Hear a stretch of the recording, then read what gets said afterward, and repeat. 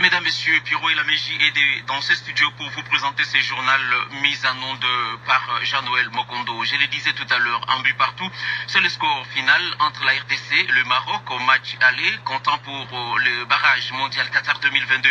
Le match qui s'est joué tout à l'heure au stade de Martyrs de la Pentecôte de Kinshasa. Et nous recevons dans ce studio notre reporter Enoch Matondo qui a couvert ce match pour les comptes de la fréquence de la paix. Enoch Matondo, bonsoir. Bonsoir Pierrot Laméji. Dites-nous comment s'est passé le match de tout à l'heure. Oui, c'est un match qui s'est passé en deux temps. D'abord, les 15 premières minutes étaient dominées par les Marocains et la RDC a voulu faire jouer l'équipe adverse pour essayer de récupérer le match par la suite, et c'est ce qui a été fait. Et donc dans les 21 minutes, il y a eu la RDC qui commençait avec quelques attaques placées pour récupérer la primauté de cette rencontre. Malheureusement, la RDC qui a eu beaucoup d'occasions dans ce match n'a pas pu les scorer. Or, quand on joue à domicile dans une double confrontation comme celle-là, il ne faut pas manquer des occasions, et toutes les occasions qu'il faut avoir, et on doit les transformer. Et quelle va être la suite après le match aller d'aujourd'hui? Ça sera difficile pour la République démocratique du Congo. D'abord parce que ce pays a encaissé le but à domicile, ça sera compliqué. Nul avec but chez soi, et c'est compliqué lors du match nul avec but à la phase retour. Et donc ce but va compter et ça pourrait donner de l'avantage au Maroc. Et donc il faut, pour la République démocratique du Congo, gagner avec plus de 3 buts. Or, ça sera difficile, pour ne pas dire impossible, à l'extérieur, chose qui n'a pas été faite sur place à Kinshasa. Et quelle est la date prévue pour les matchs retour? Ça va se jouer le mardi à Casablanca, et donc la délégation de la RDC, Radio Kapi ne fait pas partie, donc la délégation va quitter Kinshasa le dimanche pour Rabat et puis Casablanca, et la deuxième partie de la délégation quittera lundi, et donc le match va se jouer le mardi à 19h30 heure de Kinshasa. Merci beaucoup, Enoch. Crispin Bindole, bonjour. Bonjour. Vous avez initié une motion de défiance contre le ministre de l'économie. Qu'est-ce qui a motivé votre démarche? Chers journalistes, nous avons signé une motion de défiance contre le ministre de l'économie nationale. Nous sommes 70 députés. Ces 70 m'ont choisi pour porter cette motion. Nous avons été motivés par la hausse des prix sur le marché. Depuis le ministre de l'économie, M. Kalumba, et aux affaires, les prix ne font que galoper. Et c'est comme ça que nous avions trouvé qu'il est incapable de stabiliser le prix. Et nous avons décidé de le mettre à côté de la plaque. Quels sont les cas concrets que vous avez répertoriés qui illustrent votre position aujourd'hui de la hausse de prix sur les marchés? Les cas concrets, c'est le prix de produits de première nécessité. Si vous prenez le billet d'avion, lui-même avait dit non, il a réduit, il a fait ceci. Allez dans des compagnies aériennes, vous allez trouver que le prix a plutôt même doublé. Si vous prenez un avion ici pour aller à Nisiro ou à Kisangani, vous allez trouver que vous arriverez dans les $400. Si vous prenez le prix des chachars sur le marché, vous allez trouver, il avait parlé de $40, aujourd'hui c'est combien? C'est $90 les cartons.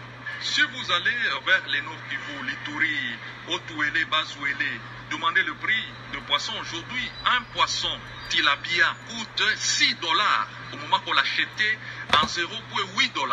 Donc le ministre n'a pas si stabilisé le prix sur le marché des produits de première nécessité. Et c'est pourquoi nous lui demandons de plier bagage et de partir. Et nous espérons que les députés vont voter pour notre motion pour faire partir ce ministre incompétent. Mais tout de même, il y a eu des efforts du gouvernement, notamment sous l'égide du même ministre, pour la baisse du prix sur le marché. On a vu même des accords au niveau de Namibie pour l'approvisionnement en grande quantité de chinchard.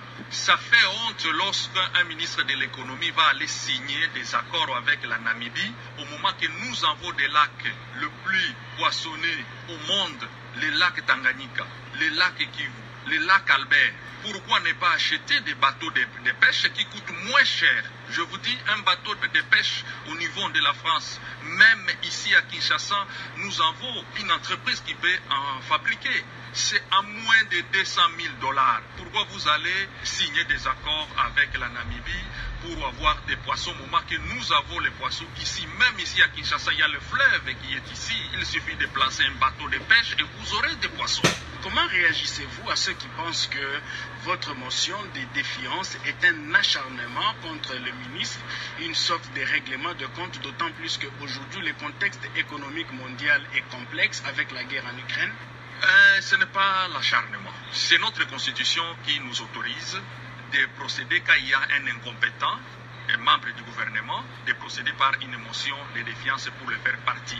Si la population dit que le prix est stable, nous allons retirer notre motion. Mais si la population vous dit que la situation des prix, le prix est galopant, nous allons continuer avec cette motion. Donc ce n'est pas l'acharnement. Ce que nous faisons, c'est un droit légitime, c'est dans la Constitution et c'est dans notre règlement. Et nous demandons à ces ministres de plier bagages et de partir. Mais tout de même, c'est un peu excessif, non? Vous pouviez commencer par une question écrite, une question orale avec débat, tout comme une interpellation avant d'arriver à la décision extrême d'une motion de défiance. Si vous lisez notre règlement intérieur, en son article 214 et 215, on ne dit pas qu'il faut commencer par la question écrite ou question orale. Quand vous trouvez que l'effet est grave, vous procédez à la sanction. Et ici, nous avons trouvé que quelqu'un qui vole tout un peuple, toute la République, le prix, il ne contrôle pas, il n'est pas en mesure de contrôler le prix, de structurer le prix. Nous avons trouvé que c'est un fait très grave. Et pas seulement ça.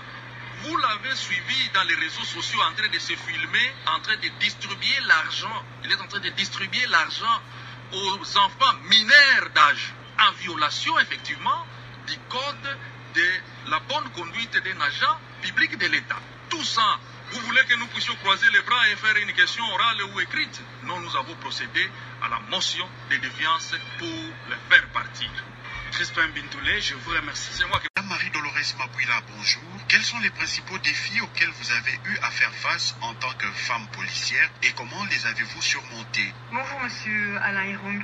Écoutez, si vous me permettez, je souhaiterais quand même repréciser le cadre de ma trajectoire professionnelle pour nos auditeurs. J'ai effectué durant 10 ans des missions de police de base, telles que l'accueil, l'intervention policière, ainsi que la gestion administrative de quartier. Ensuite, j'étais chef d'équipe durant 2 ans dans un service de garde. J'ai travaillé pendant près de 7 ans dans la gestion d'événements de grande envergure, tels que le sommet européen, le sommet OTAN, le Tour de France également. Et ça fait effectivement 1 an que je suis rattachée à la direction administrative de la protection des VIP ainsi que des témoins dans le cadre de grands procès. Mais écoutez, ma principale difficulté a quand même été de gagner le respect de mes collègues masculins. Parce qu'ils ont vraiment besoin de savoir qu'en cas de problème, ils peuvent compter sur moi. Et je pense que j'ai pu leur démontrer ma détermination ainsi que mon professionnalisme à exécuter les fonctions de police de façon méticuleuse et avec énormément d'humanité. Car nous travaillons avec l'être humain et l'homme est un être hyper complexe. Mais il s'agit également d'un milieu qui est très macho. Donc je pense qu'en tant que femme, il faut avoir énormément de caractère. Vous avez 2 masters en criminologie et sciences politiques. Que pouvez-vous dire aux femmes congolaises qui, selon certains observateurs, hésitent à intégrer l'armée, la police et les services d'intelligence? Écoutez, la sécurité est l'affaire de tous, hommes et femmes confondus. Ça, je pense que tout le monde sera d'accord pour dire qu'il faut être solidaire pour ce qui concerne la sécurité.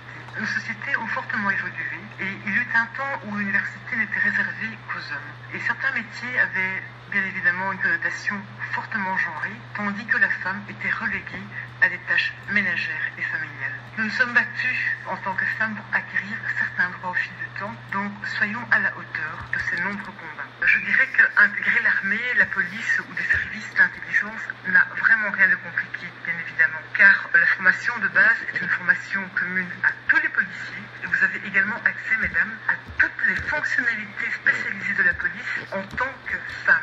Je parle bien entendu de la recherche locale, des sections judiciaires qui traitent de la délinquance liée à la consommation de stupéfiants, de la petite et de la moyenne criminalité, de la gestion négociée d'espace public, être monitrice dans la gestion de la violence avec ou sans arme à feu. Vous pouvez également intégrer les forces d'intervention rapide, la gestion de la formation policière, la police scientifique. Voilà, il s'agit là d'une liste complètement exhaustive.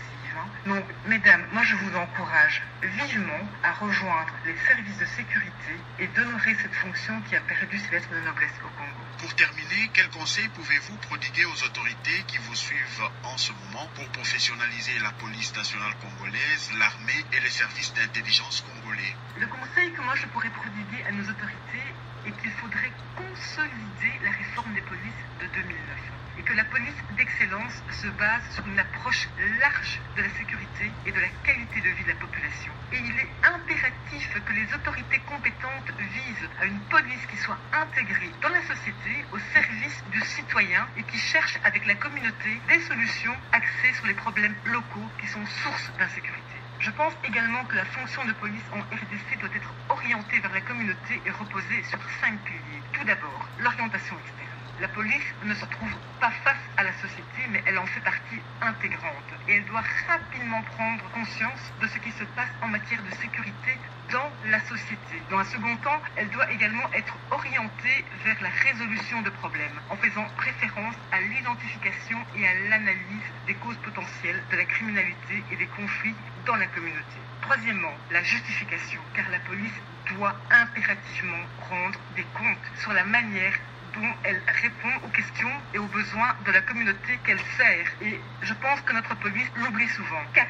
Le partenariat. Il fait référence au sentiment que la police n'est pas le seul responsable de la sécurité. La sécurité devient une chaîne dans laquelle chacun des partenaires forme un maillon de l'approche globale et intégrée. Et enfin, l'implication capable.